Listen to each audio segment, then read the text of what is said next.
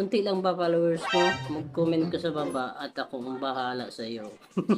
Yan ang bagong strategy ng mga content creator ngayon. Ikaw na nagko-comment sa kanila, naiiwan ka sa baba, samantalang sa kanila ay papataas sila ng pataas. Sa madaling salita, naloko kayo. I-focus mo kung paano gumawa ng maayos na video. Ito ay bagong page ko. Anong isang araw ko lang ginawa. Try ko lang mag-page kasi monetize na ako lahat-lahat sa profile ko.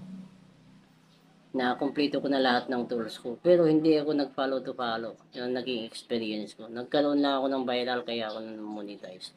Gumawa ka lang ng video na maayos na video. Tapos, bago mo i-post yan, kailangan alamin mo kung anong oras na dapat mo i-post yan. Huwag kang magpo-post na tulog yung mga tao at walang manonood dyan.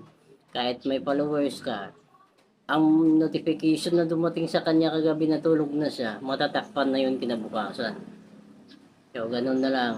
Gumawa ka ng maayos na content at huwag kang aasa na babalikan ka ng mga content creator na yan.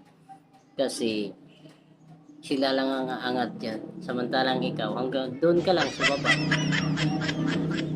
Napagdaanan ko na yan.